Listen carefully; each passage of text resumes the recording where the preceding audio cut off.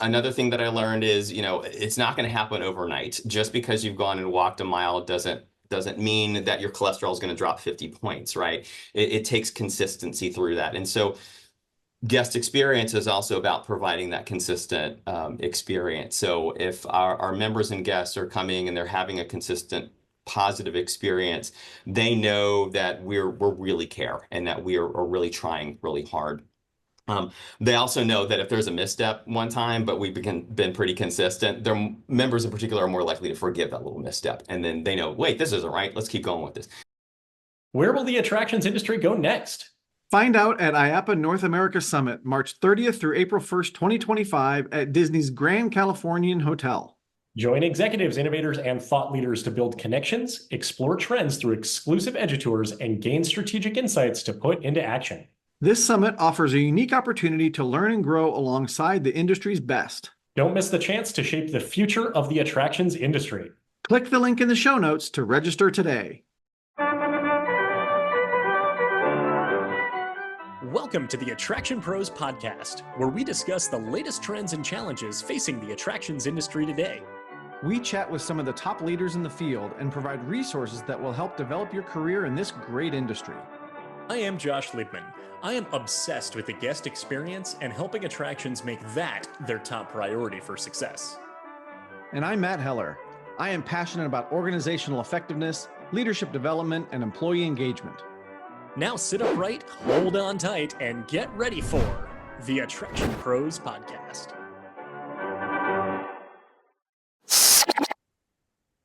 Hey, Matt, how's it going? It's going fantastically, Josh. How are you? I'm doing very well. Thank you for asking. Question for you. Yes. You know how sometimes nouns or even proper nouns are oftentimes used as verbs? Like Google?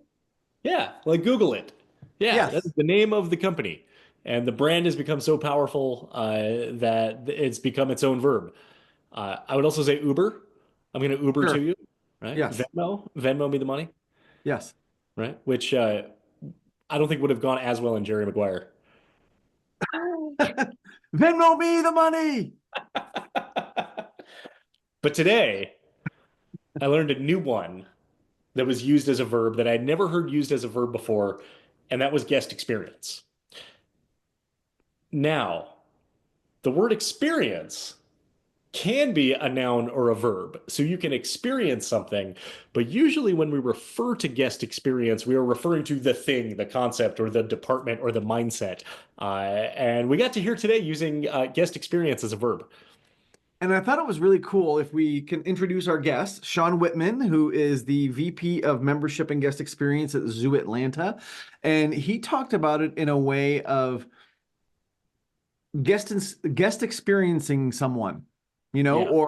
or kind of embodying the persona of someone who provides a great guest experience. And that is just what they do. And then that became the sort of the moniker of the description of how it actually plays out.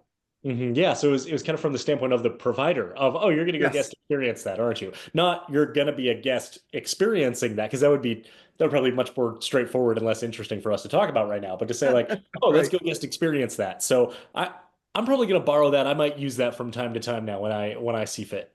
The thought I had when he said that is this might appear in Josh's next book. Quote Shawn Whitman. Exactly.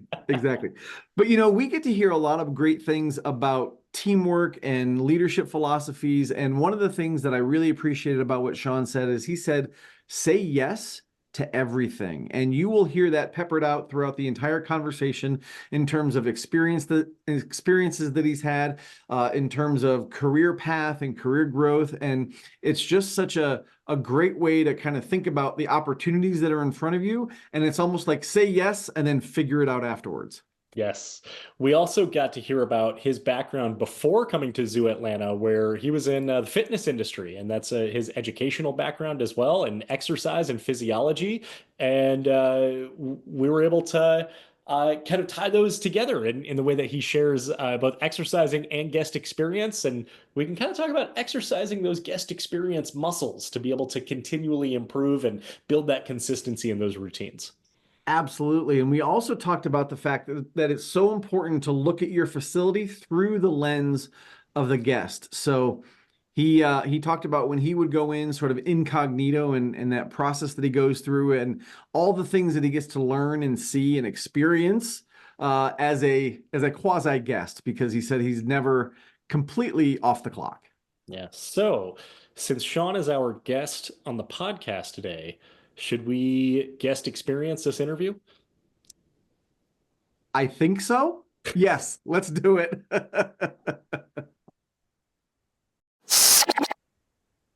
Hey, Shawn, welcome to the Attraction Pros podcast. How you doing today?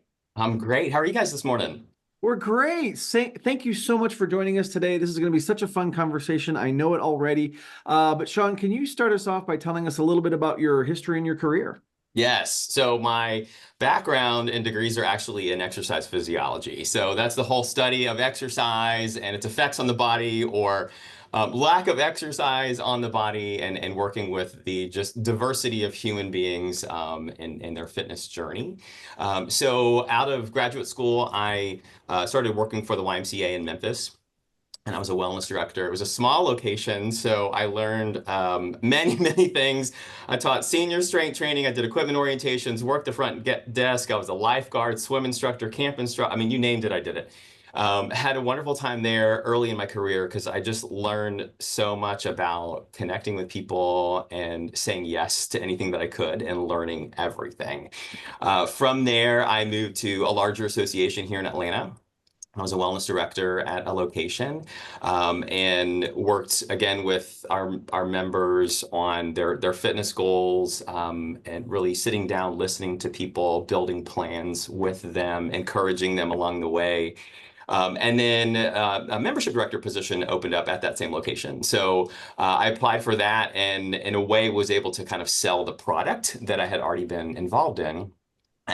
And I really enjoyed that because I got to work in such a larger capacity with members across the facility. So coming in for swimming lessons or aerobics or kids sports and the like.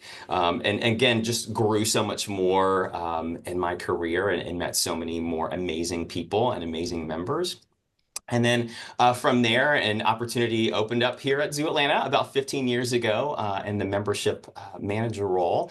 And I was just kind of ready to shift over into a different role and applied. And here I am 15 years later, having grown so much. And it's been an incredible experience being here at Zoo Atlanta and personally evolving and watching the zoo grow and change over the years. Excellent. Curious if we can touch on one of the things you said, and that was about saying yes to everything. And wondering if maybe you could kind of expand on that. Maybe this is career advice or guidance, but just in terms of professional growth, just the importance of that. So I think when I was newer in my career, I was just so eager to learn anything and everything that I could. So when I started off at that smaller location in Memphis, I was a lifeguard at the time. And so they said, oh, would you like to teach swimming lessons? And I was like, sure, that sounds like a great way to help kids learn how to swim. I grew up learning how to swim and knowing how to swim. And I know not everybody's afforded that opportunity. So I was so thrilled to be able to pass that on. I eventually finished up my graduate degree in exercise physiology and moved over to helping members learn how to use the equipment. The equipment was old, so I was given the opportunity to help pick out new equipment. So I said yes to that. Help me learn how to shop for new equipment and design all of that. And then when I moved to the Y here in Atlanta, again, I started off in the wellness realm, and positions change, people move, things happen, and whenever anybody said, "Hey, do you want to learn how to do this or pick up this?" I was like, "Yes, let me find out how to make this happen. I want to learn more about this facility and continue to grow in my career and learn more people." And then the same thing happened when I was here at the zoo. And so now I get to work with membership, admissions, rides, ropes, course, our call center, group sales, guest experience, and our vault. And that's just because I was really open to learning so much more. And even today, I continue to learn more and more about our organization. Like some adults, signed up for an improv class when I was in my 30s, and learned the importance of really just saying yes and to everything. So that doesn't mean that I agree with everybody all the time. And I don't think that anybody should agree with everybody else all the time, but it helps me find ways for commonality with people. So, if a guest comes and they had an expectation that we weren't quite meeting, yeah, great. Tell me more. Why do you think that we would do that for you, or that you would have that experience here? Okay, great. Yes, thank you for letting me for sharing that information with me. Let's find a way to make it a little closer to what you were expecting within reason that we could do. So I think anybody along their career, if opportunities come up that fit in with your values, that fit in with your skills, or are skills maybe that you want to learn, you should say yes to them. You never know where that's going to take you when you say yes to something. I love that whole philosophy and the stories that you told around that, Shawn. And I'm curious, as you mentioned all the different departments that you get to work with, in many organizations, those departments may not traditionally get along or interface so well together. So how do you use that kind of maybe yes and approach, or that, finding common ground approach to bring those groups together? Yeah. I'm very fortunate to work with an incredible suite of leaders, managers, supervisors, leads. They are all supportive of one another. They have been incredibly supportive of me in my career, and I hope they feel supported by me in theirs. And, I was here on December 30th and December 31st. And in Atlanta, we had one of those beautiful days. Everybody was off. We had a New Year's Eve event on New Year's Eve, and we were just slammed up front. And several of us were here on grounds. And so members of those teams, my vault manager, my call center manager, one of the call center associates who could move away from the front, we all went out into the entry plaza, and we were helping direct members and guests to the correct lines. We picked up handheld scanners. We were helping people get in. We were greeting people, handing out maps, just telling everybody about the day. And to know that the culture that we have, and that we want to support one another, and that they are willing to say yes when we pick up the phone and go, oh my gosh, we're really busy, come out and help, please. And they'll come running out, and it might even be in dress shoes and a tie, but they'll come out and help, and we'll scan, and we get through it together. And so I think by us really just having this yes culture and finding ways to help one another and support our members and guests has really helped us continue to be successful. Mm-hmm. One of the things that we're curious for your mindset on, or for your take on, is the role of the guest experience within the zoo. And maybe this is kind of like the evolution of how zoos and aquariums, or even just museums, kind of cultural attractions, have come just over time from being very education and content driven to being very much more focused with the guest experience, and how that aligns with the mission that you're able to accomplish those by focusing. We say, hey, if we put the guest experience on the forefront, then we achieve those in much more seamless ways. So I'm curious, as far as just kind of your take on the importance of the guest experience within the zoo. Oh, yeah. So, I mean, at Zoo Atlanta, we envision a world where wildlife and humans flourish together. So in order for us to accomplish that vision, we have to create an excellent guest experience. I mean, zoos and aquariums, we have a big, big job, because we're caring for our members, our guests, our volunteers, our teammates, our community, and the animals, and not just the animals here in our care, but animals around the world, right? Because a lot of zoos and aquariums, we have these amazing projects and programs where we go out into the world, and we work with animals and with people across the world. So by us curating and delivering these exceptional experiences, I think it helps connect our members and guests to us emotionally, and helps connect them emotionally to wildlife. It brings them into this big outdoor classroom where they're open to learning and really absorbing everything that they're learning. And we just have to work to provide those, hands-on, engaging, educational experiences. And we do that through, keeper talks, shows, presentations, hands-on activities.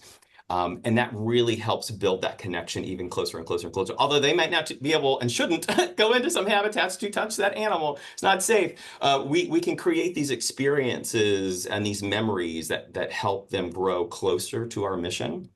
Um, and then, if we have a general admission visitor who maybe comes once, if they feel connected enough to us, they might become a member who we can have additional touch points with. We find that our members tend to be really connected to our organization and very supportive of our organization. And so if they come back, they'll recommend us, they'll come back, they'll support. We've had members that have left us incredibly large amounts of support when they pass, and we didn't even know that we were somebody that they loved so much. And so just by us creating these wonderful experiences over and over and over again, we can help our members and guests become more connected to us, more connected to our mission, and then hopefully create a better world and connect to wildlife conservation.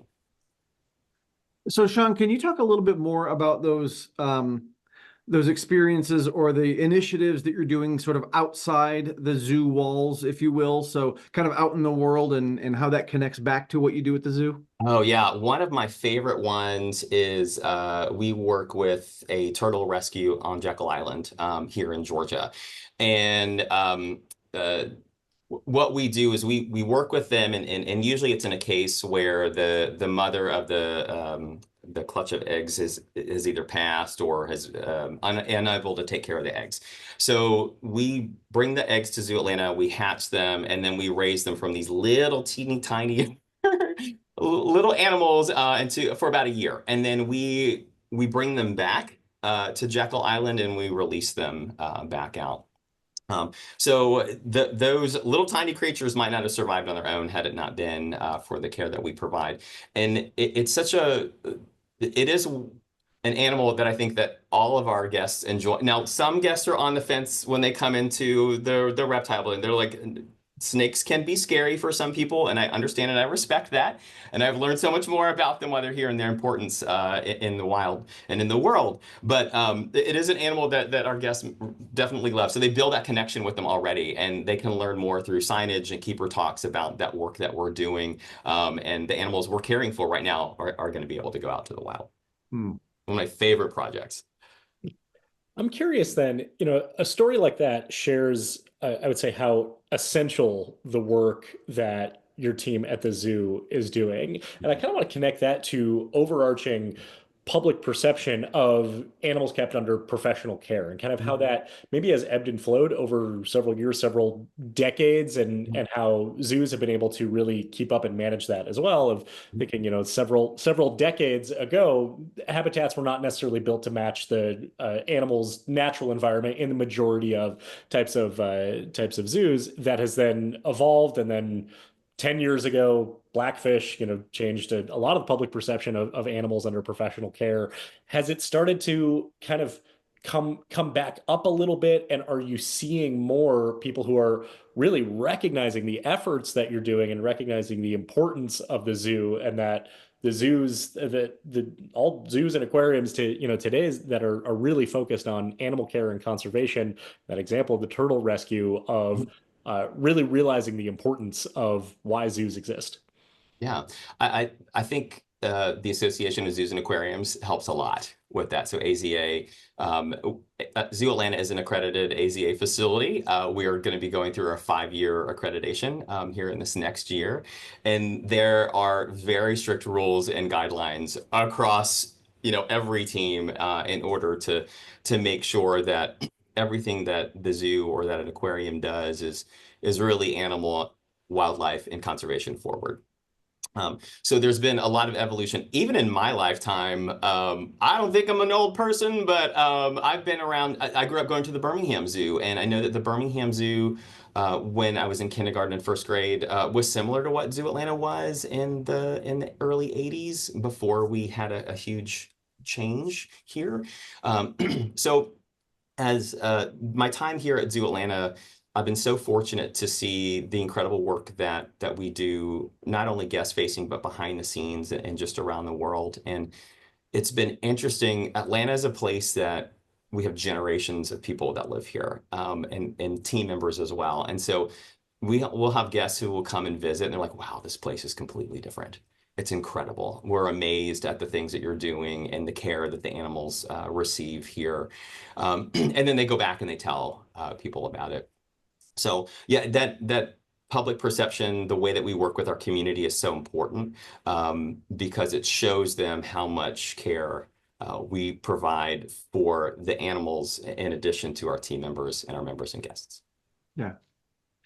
Shawn, I'm wondering if we can switch gears, maybe go back just a smidge, because you said your area of study, growing up was exercise physiology.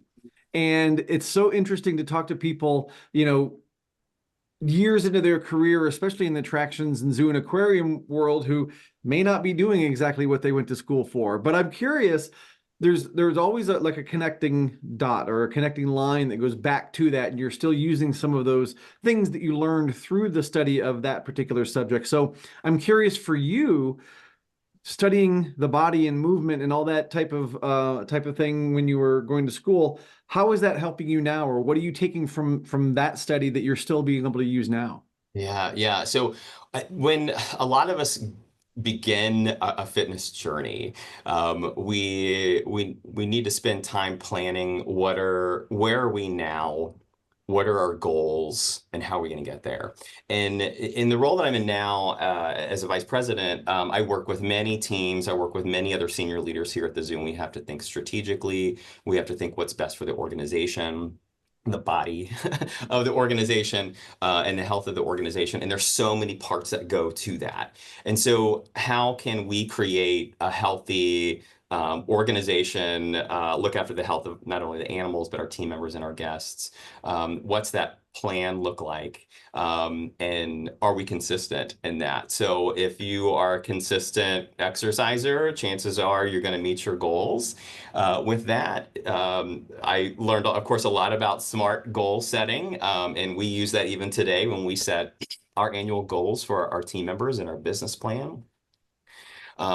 Another thing that I learned is, it's not going to happen overnight. Just because you've gone and walked a mile doesn't mean that your cholesterol is going to drop 50 points, right? It takes consistency through that. And so guest experience is also about providing that consistent experience. So if our members and guests are coming and they're having a consistent positive experience, they know that we're really care and that we are really trying really hard. They also know that if there's a misstep one time, but we've been pretty consistent, their members in particular are more likely to forgive that little misstep. And then they know, wait, this isn't right. Let's keep going with this. And it's the same with exercise, right? I mean, we struggle with it over the holidays sometimes. Your gym closes. Mine did a couple of days for snow. I had to wait it out at home or do some yoga at home, but then we got back into it. And then it's evaluating that, right? And changing. So if you're with exercise, if you're just doing the same routine and you've been doing that same routine for a year, chances are your body's not going to change. It's really not going to improve. It might plateau. You might be in a good spot, but it's not going to change. So as an organization, we have to look at the feedback that we receive on Google and surveys and just our listening posts around the zoo, and take that feedback in and look at some of our metrics and hear what our guests are saying, and then think about, okay, gosh, these things are going well. Let's continue these things that are doing well, or plus it up. These things aren't going so well, maybe we need to change it. And then, again, we can't just keep doing the same thing over and over. We have to evolve and change. People buy so many things on their phones these days. How can we continue to grow and make things better? Just like the body, when you continue to exercise, you got to change in order for you to grow and continue to be better. So it's interesting the parallels that one can make between exercise and just guest experience and strategy and putting things together for an organization. Exercising those guest experience muscles. Oh, yes. Yeah. Shawn, I'm wondering, can you go a little bit deeper into how you use guest feedback to be able to make those continual enhancements and be able to how you review them, how you determine okay, here are the issues that maybe are at the forefront that we need to look at first, as well as really identifying what those solutions look like in implementation. Yeah, great. All feedback is important. All feedback is important. Good, indifferent, constructive. It's all really important. And we need to look at the themes that we're getting, and are there consistent missteps that are happening, and consistent good things that are happening too. So if we, Atlanta is interesting because it can be hot, it can be really comfortable, or it can be really cold. We don't quite have the extremes that maybe some other places do, but when it was really cold in December and January, and of course some of the animals don't come out. It's too cold for them to be out. So we were receiving some pretty consistent feedback from guests on, none of the animals are out, or I'm not seeing a lot of animals. And so we were reviewing that, and we have some touch points in which we try to let guests know what's going to be out or not. But we worked together. We have a guest experience committee here at Zoo Atlanta, and we work with team members across the entire zoo. And we brought that to them and we said, look, this is a consistent theme that we're hearing. What are some ideas that we can start? And so that committee started to come up with some ideas. We are currently working on kind of packaging that idea up. Now I realize we're moving out of cold season, so we're looking how can we prep that for when it gets really hot and then when we're really cold again. So it's not just going to be put on the shelf and be put away, but what are some ways that we can try to let our guests know before they show up what you might experience today, help level set your expectations. And then if you're experiencing problems here, how can you let us know that you're experiencing those problems? So we have some qualitative and quantitative metrics based on that theme. We're working to make some changes. We're going to put this change out there hopefully soon, and then we'll continue to monitor the feedback to see how that comes back with us. And if it's great, wonderful, we'll continue plussing it up and move it forward. And if it's not, we'll go back and we'll try something else. Shawn, one of the things I'm curious about is I think about my own experience at a zoo or an aquarium or any place where there's, a live animal in front of me, is that animal in and of itself is an attraction, right? And I know you mentioned keeper talks and ways that the team can, interface with your guests. I guess my question is, how do you find that balance of when it is appropriate to maybe go up to a guest or, engage with them versus just kind of hanging back because you see that they are watching that animal and that's all the guest experience that they need at that moment. Does that make sense? Yes. Yeah. And it takes practice, right? It takes a lot of observation and it takes being quiet, which can be difficult for extroverts. So, if I'm walking through the zoo, earlier I walked through the zoo and there were some guests who were just amazed by Masholo, who's one of the male elephants that we have here at Zoo Atlanta, and he was reaching up and he was actually getting hay, and it's showing a natural behavior for him. And they were just amazed at it, and they were fully focused. I quietly walked by. I kind of hovered in the area a little bit just to see maybe if they had any questions or if they knew what direction they were going to go in, and they didn't. And they were just kind of really into that. Now, unfortunately, I had to move on to something else, so I just let them go. But there are other times when you're walking by a guest and you may overhear like, oh, I think it's over there. No, I think it's over there. And then all of a sudden your senses kick in and go, oh, no, this is the time that I need to step in. And so, oh, hi, what are you guys looking for today? What can I help you guys find on the map today? And that is a cue, obviously, from guests to let me know, oh, this is a time to step in. It could also be that, guests are looking, I got up to the habitat I needed to get up to, and some guests came around the corner and I said, hi, welcome to the zoo. Our red panda is actually up there. You might not have seen her when she walked in, and they honed in. So then I again stepped back and I was quiet. And they had a little bit of a conversation and they were talking about the red panda and they were reading the signs. And then they stepped back and their eyes moved on. And I said, do you guys have any questions? And they said no. And I said, well, thank you guys for visiting today. And they moved on. So I think it just takes practice to pay attention to guests and just know when are those right times to engage in that conversation and when's the right time to just step back and observe. Sounds like knowing the difference of intervening and interrupting. The guest who's saying, I think it's that way, I think it's that way. Okay, well, I can anticipate their needs. I know a question that maybe they're not going to ask me because, oh, we can figure it out. It's okay. We don't need Shawn to help us direct. We can figure it out. But if you approach them proactively, now you're intervening and being able to help them versus kind of like Matt, like you said, the guest is just sort of taking it all in and sort of experiencing it as is. Then it would be an interruption to approach that guest and say, oh, do you have any questions about, this particular animal in this habitat, et cetera. You've mentioned, we talked about guest experience a lot, and you've also mentioned it as it relates to team members as well. You said the guest and employee experience, or the guest members and team members, a few times in the same breath. And curious as far as how your guest experience philosophy impacts your leadership style. Yes, yes. Hmm. I think it's important for us to create an environment where our team members can learn and have an enjoyable day and thrive too. So with the team members that I work more directly with, I give them the space that they need to do their roles. I'm here to provide them the support. And sometimes that might be that I'm not interrupting, I'm intervening with them. They might be going off course and go, oh, hey, let's sit down and talk about this. Let's talk about that decision, and let's talk about maybe my experience or my perspective with it. We may still go in your direction, but let's just talk about my experience with that.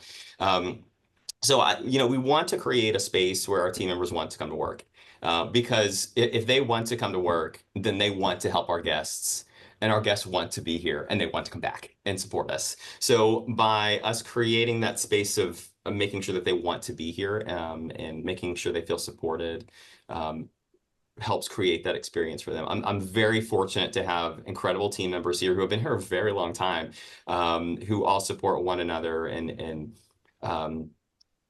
we just kind of create that experience. I even had a team member today who's like, I get up every morning. I just love coming here. So one of the best things about my day is getting to come to work and interact with so many people. Just like the experience with our members and guests, we do get feedback from our team members. So we just recently finished a teammate engagement survey. So all of our teammates were given the opportunity to rate certain things with their experience here. There was some open-ended feedback, and then each division leader got to see, how our team members were feeling in those areas. So there were a couple areas, a couple things in my area. So I met with the management team, and we talked about those areas that we could do better in, and we came up with some ideas. And so this year we're looking forward to implementing some new tactics to help improve on some of those areas. And then we also talked about the areas that we did really well, and we celebrated that. And we're talking with our team members about how we can plus those things too. So we, again, try to create that experience, evaluate how it's going, see if we can make some adjustments to continue to make things better. So another parallel to your previous life just popped into my head as you were talking about, getting better. Of course, you've got to stretch to get better, right? And you have to stretch when you're exercising. So feel free to use that. Okay. You're asked that question. But I'm curious because you're very active on LinkedIn, and I really appreciate your insights that you're bringing, whether it's about, I think I saw one about cleaning materials. There was the one with the chicken finger where you were talking about, guest research is delicious. And I'm curious, like from your standpoint of seeing things through the guest eyes and how important that is from a professional position so that you can create those environments where your teams want to be there and it is good for the guests as well. Yes. So I come to the zoo several times. It's easy. Put a ball cap on, take the glasses off. It's Superman versus Clark Kent. And it's funny because and my membership card has my name on it. So I'll go to the front gates and they scan it, they look, and they'll ask for my ID. Of course, I show it to them and they're like, oh my gosh, Shawn. And I'm like, oh, hey, how you doing? I brought my mom today, and we talk about that. But but what's fun is, yes, once I step out of my vehicle and I'm walking through the parking lot, walking up to the front gate, I'll see team members around. I'm like, oh gosh, they don't know that I'm here right now. This is great. So I'm experiencing this as a guest does. Now I may feel a little bit more like an insider because I know which line to go to a little bit faster sometimes. But yeah, it's so important for you to observe, especially on days when your team members don't think you're at work. Right. I visit a lot on Saturdays and Sundays. My typical schedule is usually Mondays through Fridays. I do work some weekends sometimes, but but if I'm not here at 9 o'clock, they probably don't think I'm going to be in for the day. So if I come in and like I said, in a hat and with sunglasses on or something, they don't see me. So I can experience things as a guest. I can hear what the other guests are saying, which I think is so important. It's funny. The name tag goes on and sometimes guests will treat you a little differently because they're like, oh, I don't want to say something because they're going to overhear what I said. But now that I'm a guest, I hear everything, and good and constructive, right? And then I can go when I come with my friends or with my family, they'll say, well, what should we do first? I'm like, well, you tell me. What do you want to do? Where does the map tell you to go? And it's fun to see how they navigate the zoo. Or I'm like, oh, I see that we just missed this whole thing. What, why did we miss that? Oh, you missed the sign, or that something wasn't clear on there. So maybe we can take that as an opportunity. Standing in line, maybe for food service, you can see how things are done, or hear how things are done. And what I do is I carry, and most of the teammates know I carry this little blue notebook around with me, and I take notes, even when I'm working at the zoo, and I'll take notes in there. They'll share feedback with me that goes into the notebook here, and I come back to my desk and I work on that. And so what I'll do is I may say, okay, so-and-so team member did such a phenomenal job at the coop, or I saw, that a lock was maybe broken in this particular place on a stall. So let me go back to my desk. Let me reach out to the team leader, let them know that, hey, this team member did a wonderful job serving us chicken fingers. This particular thing needs to be fixed. How can we fix that? But it's also wonderful because I can go through the full journey as a guest, right? There are days when I may pop out of my office, I go up to Habitat, talk to some guests, see some things, and then I have to bounce right back to my office. But I get to come here, park my car, go through the front gates, go through the whole zoo, maybe ride the train, get some lunch, go right back out. And then when I use my membership card, I get the "How was your visit?" survey because I've used that card. So it's wonderful to be able to experience that whole journey as a guest, and see how we have done things well and where we can improve. Is there anything in particular that you're looking for? Do you go in with any kind of agenda, or are you really just passively just kind of absorbing it, taking it all in? I usually just try to take it all in. Anytime that I come and visit with others, it's likely that they're going to want to go through everything. So they'll usually hit all the habitats. We'll typically go into retail. We'll get some lunch or drink. Usually go to rides. So I usually let them dictate where we're going to go, just to see what they think the journey is going to be. And in most cases, it's pretty similar to what most of our guests will do. But usually I'm not looking for anything in particular. I just want to be open to anything and everything that I see. So this might be getting into the weeds of your process, but I'm curious, when you are out there as a guest in the zoo and maybe you hear something or see something that is not right and you know it needs to be handled, are you one to step in there knowing you're not in uniform, you don't have a name tag, like who is this guy? Or are you finding the right person that is on duty that can fix that? Yeah, Matt, that's a great question. Anytime though that I'm here, I'm never incognito 100% of the time. 9 times out of 10, I'm either picking up a piece of trash as I'm walking by, or I'll find a team member and say, oh, hey, can you radio the housekeeping team, let them know the trash can is full. My approach normally is I'll kind of, come up and go, I'm so sorry to interrupt. I actually work here. I'm just incognito today. Let me answer your question. Or I see that you're looking at this thing. I'm not some random stranger coming up and talking to you about it. But I do identify myself as a staff member.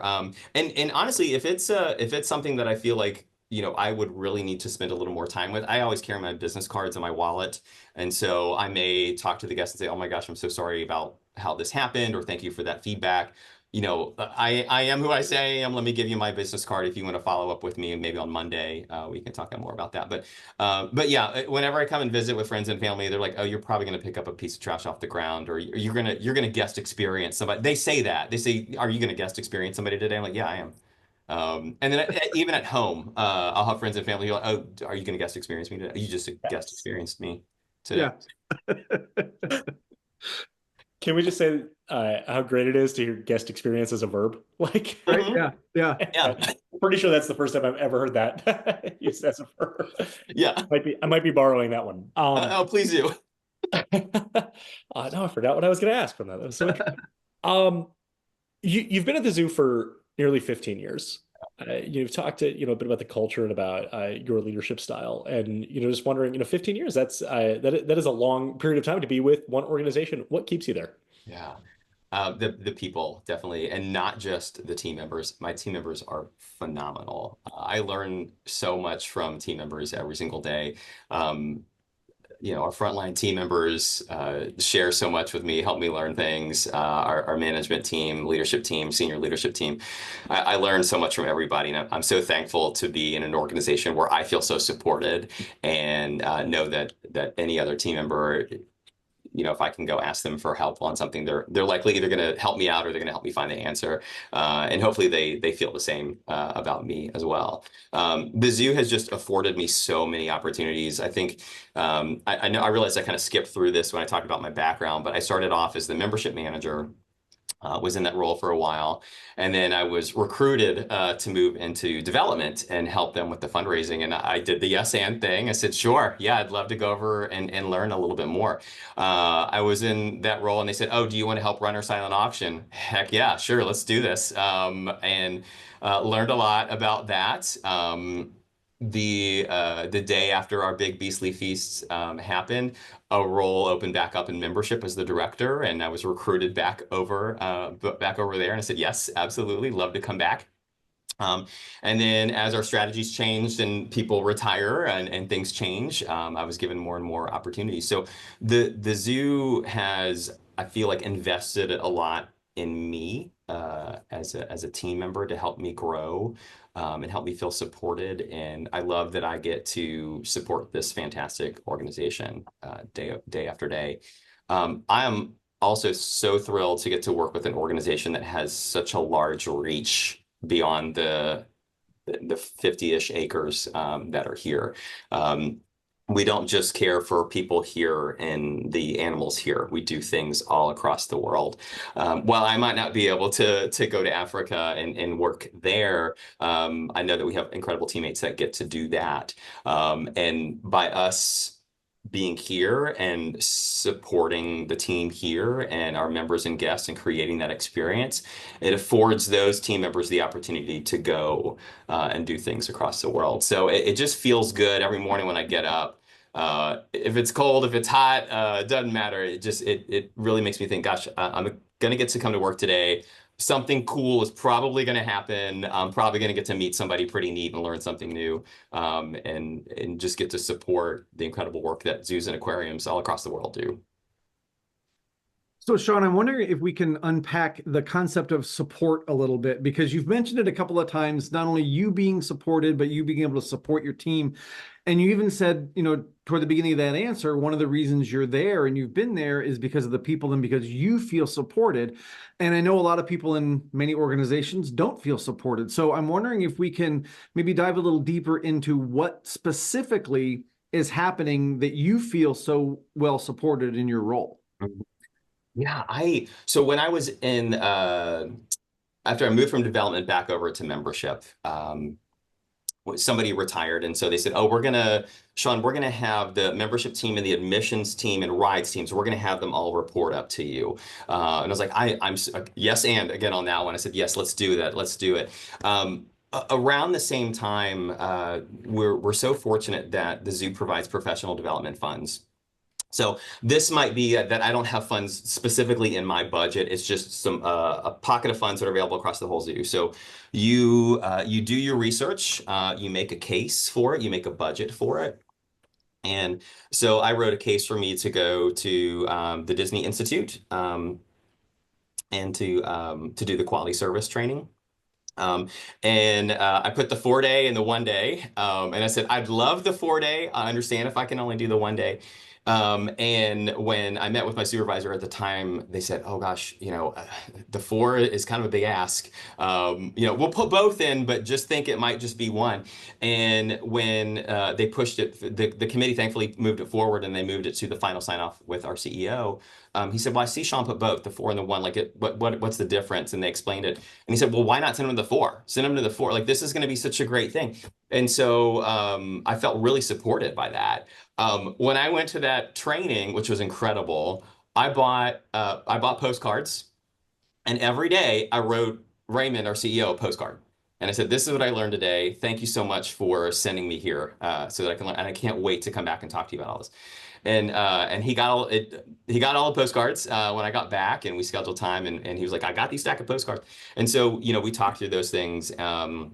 And because of the ideas that came out of that, it was, wow, we're so glad that we got to invest this into you, Shawn, and we look forward to working more on that.